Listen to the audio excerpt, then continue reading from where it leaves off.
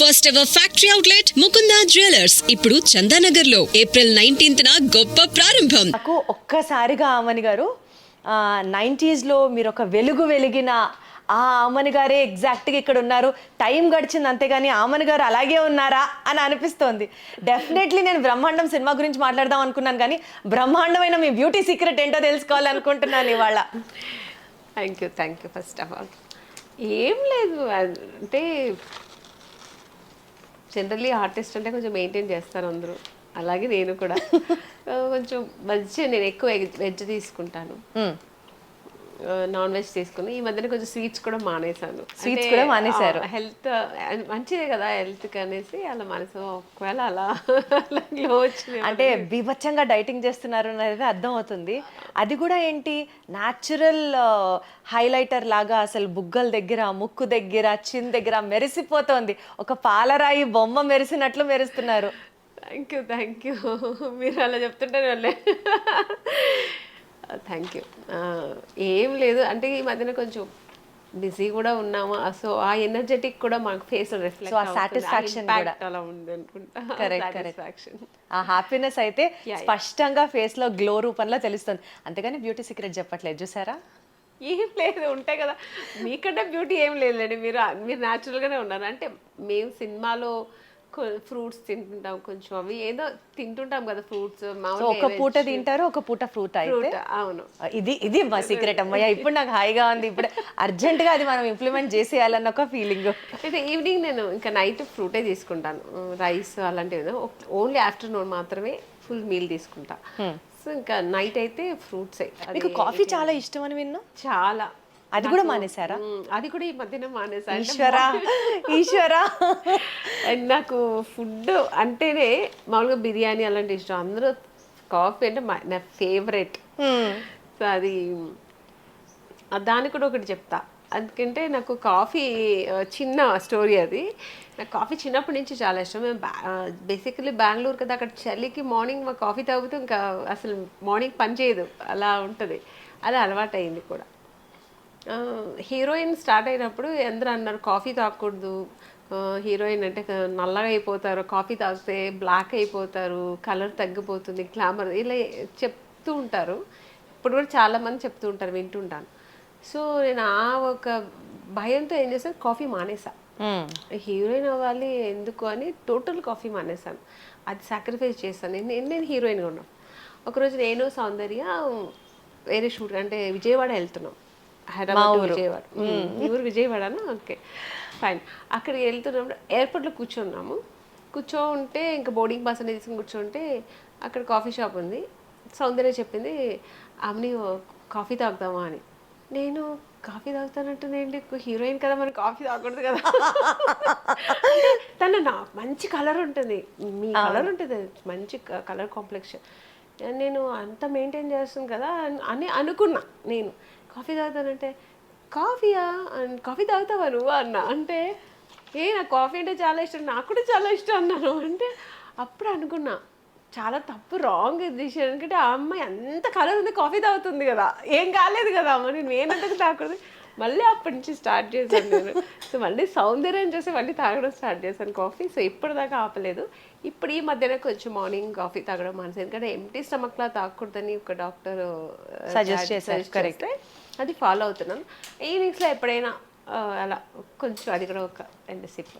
చూశాను ఇప్పుడే మా ఆఫీస్కి వచ్చినప్పుడు కాఫీ ఇచ్చారు, ఇంత లెక్క పెట్టుకొని అది ఎంత ఎంఎల్ ఉందా ఆ కాఫీ అని అనుకోవచ్చు అనమాట. బట్ మొత్తానికి చాలా బ్యూటిఫుల్గా ఉన్నారు. ఇదే బ్యూటిఫుల్ నోట్తో మీ ఫిలిం బ్రహ్మాండం రిలీజ్ అవుతుంది కాబట్టి బ్రహ్మాండం సినిమా గురించి అండ్ కొంత మీ పర్సనల్ స్పేస్ గురించి మాట్లాడుకుందాం. సో మీ రీసెంట్ ఫిలిం బ్రహ్మాండ టీజర్ చూసాము, చాలా ఇంటెన్స్గా ఉంది. మీ రోల్ కానీ, స్క్రిప్ట్ కానీ, స్టోరీ వర్క్ కానీ అర్థమవుతుంది. డివోషనల్ సినిమాలు ఉంటాయి, థ్రిల్లింగ్ మూవీస్ ఉంటాయి. డివోషనల్ థ్రిల్లర్గా రాబోతున్న ఈ బ్రహ్మాండ సినిమా గురించి ఏం చెప్తారు? ఎగ్జాక్ట్లీ ఇది డివోషనల్ థ్రిల్లరే. అది ప్రొడ్యూసర్ ప్రొడ్యూసర్ వచ్చి దాసరి మమత, దాసి సురేష్ వాళ్ళ బ్యానర్పై ఈ సినిమా నిర్మిస్తున్నారు. సో రాంబాబు గారని డైరెక్టరు, చాలా ఆయన చూడడానికి కొంచెం సాఫ్ట్గా ఉన్న సినిమా మాత్రం చాలా బ్రహ్మాండంగా చేశారు. ఇది నేను అంత అనుకోలేదు, అంటే యాక్ట్ చేసేటప్పుడు మనకు అంత అనిపించదు. సో టీజర్ రిలీజ్ అయినప్పుడు నేను నిజంగా భయపడ్డాను అసలు టీజర్ చూసి. నిజంగా చాలా బాగా చేశారు. ఇందులో చాలా విభిన్నమైన పాత్రలు ఉంటాయి. సో దీనిలో ఒక ప్రత్యేకమైన క్యారెక్టర్ వచ్చి కుమారమ్మని చేసి ఉంటారు. చాలా నా మరిది క్యారెక్టర్ ఆయన చాలా చాలా బాగా చేశారు. ఒక లేడీ గెటప్ వేసుకుని తను దీంట్లో అంటే సో కుమరక క్యారెక్టర్ అయితే చాలా ఎక్స్ట్రాడినరీగా ఉంటుంది. ఇందులో చాలా సస్పెన్స్ ఉంటుంది. నేను వచ్చి తన మరిది, నాకు మరిది క్యారెక్టర్ తను. సో నాది ఒక ఇన్నోసెంట్ ఇంట్లో ఒక విలేజ్లో ఒక ఇన్నోసెంట్ వైఫ్ క్యారెక్టర్ నాది. సో చాలా క్యారెక్టర్స్ అలా డిఫరెంట్ క్యారెక్టర్స్. సో టోటల్ కథ అయితే ఇది devotional thrilling character. Hero heroine వాళ్ళు కూడా అందరూ ఈ స్టోరీకు మొత్తం సంబంధించిన క్యారెక్టర్సే. ఏది ఒక సపరేట్ క్యారెక్టర్స్ ఏంటి, స్టోరీ మెయిన్ దీంట్లో స్టోరీ ఇందులో. So story, screen play, direction అంతా రాంబాబు గారే. మీరు హీరోయిన్గా చేశారు, ఎన్నో ప్రాజెక్ట్స్ చేశారు, గ్లామరస్గా చేశారు, ఎమోషనల్ క్యారెక్టర్స్ చేశారు. ఈ పర్టిక్యులర్ స్టేజ్ ఆఫ్ యువర్ కెరియర్లో ఇంత విమెన్ సెంట్రిక్ ఫిలిం మీరు చేయడానికి బ్రహ్మాండ సినిమాలో ఏదైనా ఒక పాయింట్ నన్ను చాలా ఎక్సైట్ చేసింది అంటే ఏం చెప్తారు? నాకు నేను చేసిన సీన్స్లో అయితే ఈ పాయింట్ వల్ల ఈ సినిమా ఒప్పుకున్నా నేను అని అంటే ఇది ఓవరాల్గా అది స్టోరీ బేస్ అయి ఉంటుంది. స్టోరీ బేస్ అయి ఉంటుంది. నా క్యారెక్టర్ అని కాదు, అందరి క్యారెక్టర్స్ బాగుంటుంది, స్టోరీ బేస్ అయి ఉంటుంది. కానీ ఈ స్టోరీ చాలా నచ్చింది నాకు. కొంచెం ఇది ఒగ్గు కళాకారుల బేస్ చేసి చేసినటువంటి కథ. సో ఆ కథ కోసం నేను ఒప్పుకున్నాను. సో కథలో నేనే కాదు, ఆ క్యారెక్టర్ ఎవరు చేసినానే బాగానే ఉంటుంది. సో అలా స్టోరీకి రిలేటెడ్గా ఉంటాయి అన్ని క్యారెక్టర్స్. సో అందుకని ఇట్లా ఏది ప్రత్యేకంగా చెప్పడానికి ఏమీ లేదు.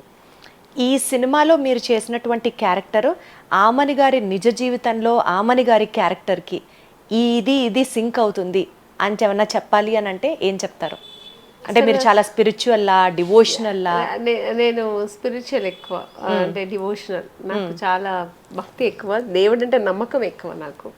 అంటే పూజలు పునస్కారాలు ఇంట్లో ఉంటే చేస్తూ ఉంటాను, అది పక్కన పెడితే నాకు నమ్మకం ఎక్కువ. అంటే ఈ మంత్రాలు, మాయలు ఇవన్నీ అలాంటివన్నీ లేదు. దేవుడు అంటే ఒక స్పిరిట్ ఉంది, మనకు మించి ఒక స్పిరిట్ ఉంది అని ఒక నమ్ముతాను.